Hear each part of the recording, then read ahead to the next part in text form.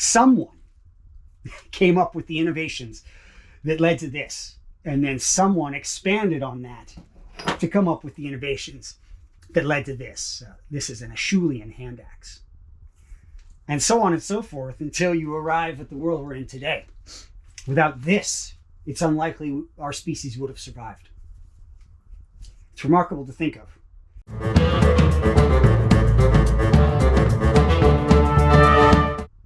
Other primates, other animals, use tools. We've seen crows and otters, monkeys and chimps use various kinds of tools.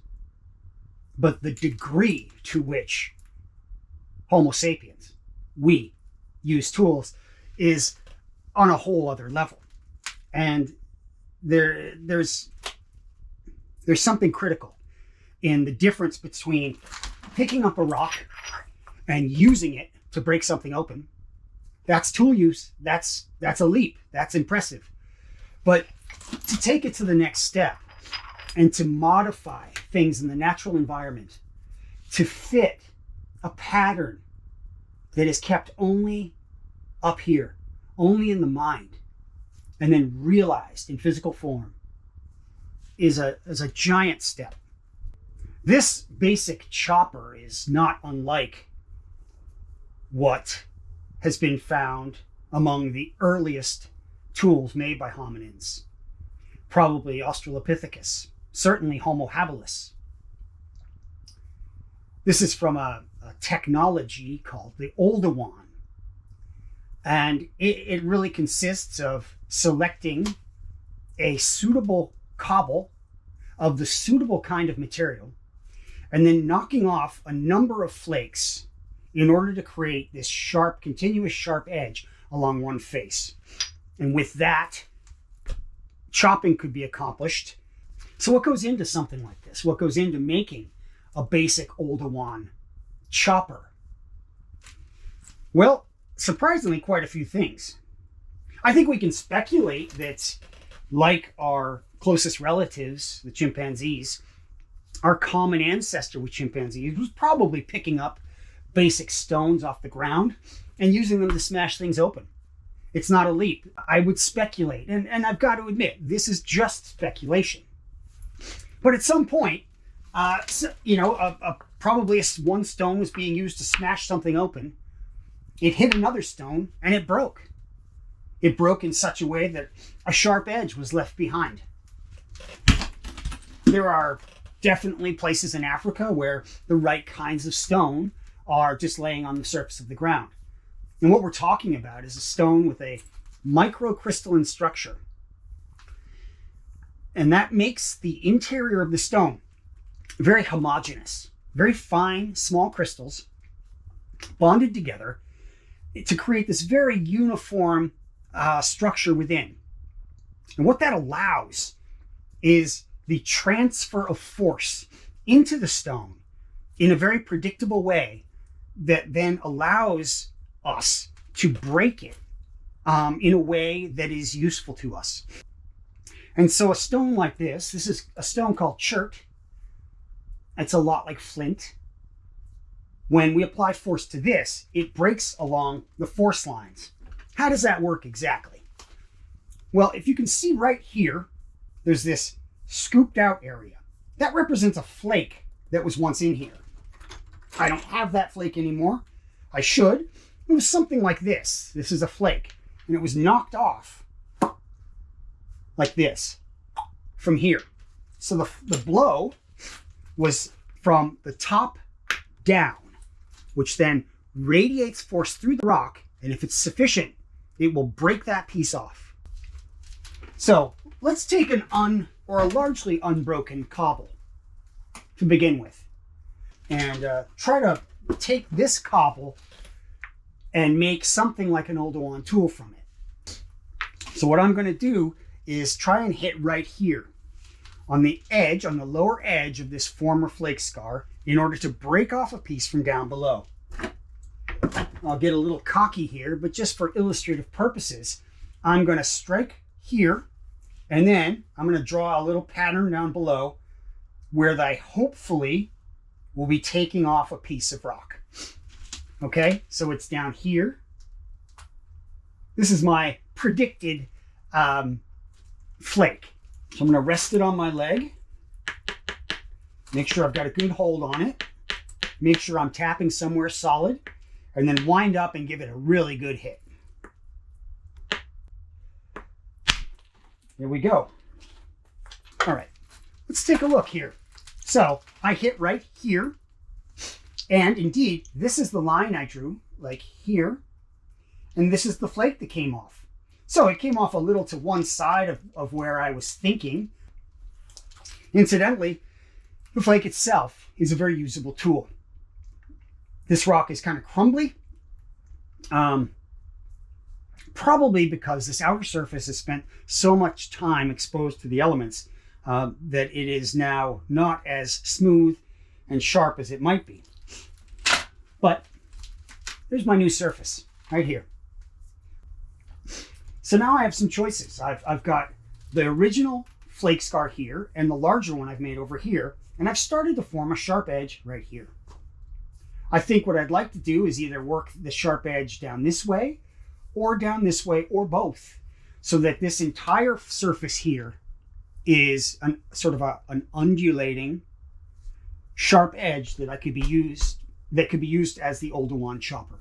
And again, I'll use the pen. I don't do this before every hit, but just as a way to sort of convey to you the intention of what I'm trying to do and of what our ancestors, both human and pre-human, had to do, whether they were thinking of it consciously or not. They are steps that they had to, at least to follow in some similar manner. Whether they verbalized it or intellectualized it at all, I don't know, probably not. But they did need to make these steps. They needed to assess the piece, just as I am, and then to decide how one hit should follow another to get the desired result.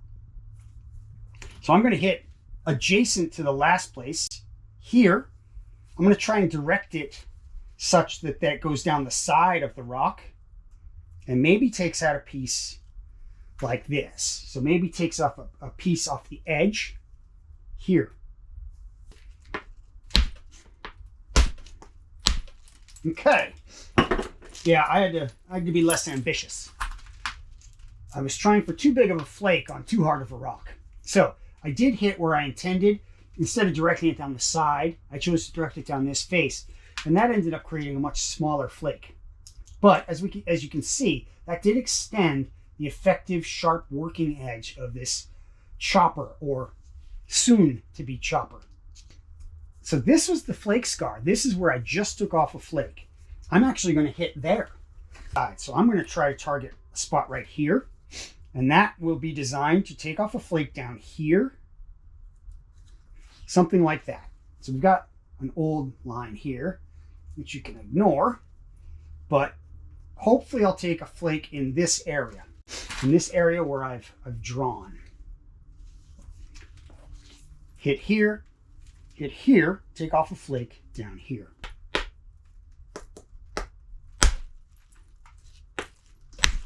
Yep. Now that the edge has been compromised, the rounded portion of the original rock has a break in it. It's gotten thinner, and it sets up nice platforms for me to make subsequent hits that make it get even thinner. So things get easier once you get into the rock.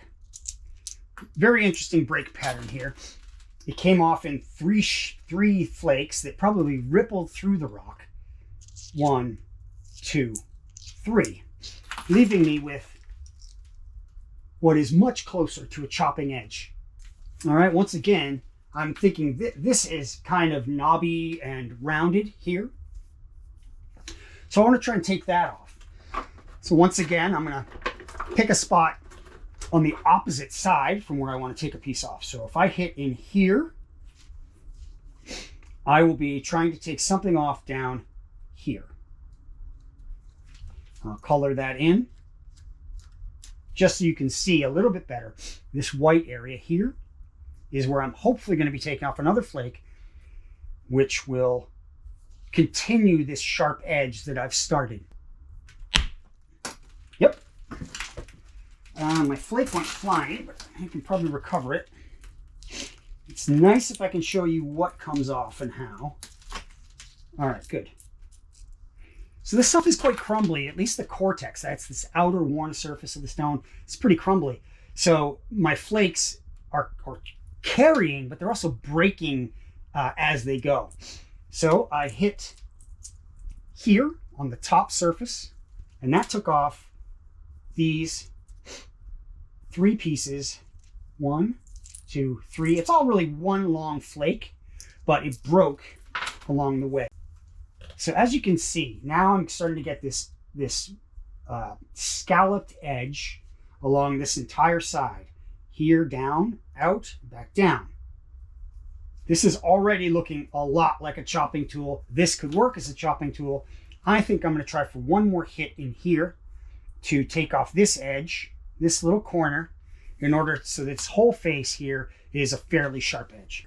I should note something else that flint knappers know and our ancestors knew is that the force likes to travel along ridges or spines. So there's a peak here. There's a sharp edge along this surface. The force is going to want to travel along that edge. So I can anticipate that my flake will also take that shape. It will travel along that ridge and down the rock, so that I'll color that area in just so you can kind of see what I'm hoping happens. So I'm going to be hitting here in order to take off this portion down here. And with luck, this will be my last hit. Here we go. So as predicted, I hit here. The force carried along the high point here and took off a whole flake that matched that high point. So it's something that I knew would happen, you know, with a little luck, and that our human and pre-human ancestors also knew. Really, it has all the properties I want. We've got a sharp edge running this entire length. We've got a rounded edge that I can put in my palm and hold comfortably and use to chop in a downward way. 4 major flakes, and I've created an Oldowan chopper. And that sets the stage for doing it with more precision and control in order to make more sophisticated tools, such as this hand axe. And it's likely that a tool such as this greatly expanded the capabilities of our ancestors, allowing them to make additional tools out of wood, to cut plant materials, to break into bones for the marrow, to scavenge or power scavenge kills made by other animals, frighten the larger predator off, get in there, maybe chop off a leg, and then as a group beat a hasty retreat. And our ancestors made off with a nice big leg that would feed them for a couple days. Such a simple thing, an Oldowan stone tool. But the foundations of humanity are right there. These 2 choppers don't look precisely the same. They are made in a similar manner. The right kind of stone, the right rough shape, and then a handful of large flakes taken off in order to create one side with an effective chopping edge.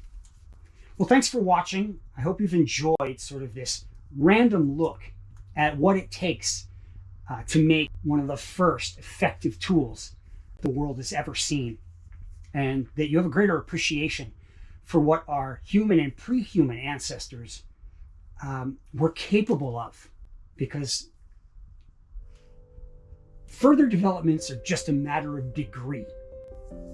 And what this allowed our ancestors to do was nothing short of miraculous.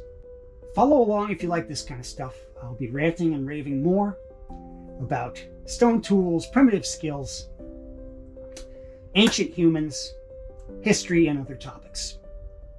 I'm Doug North. Take care.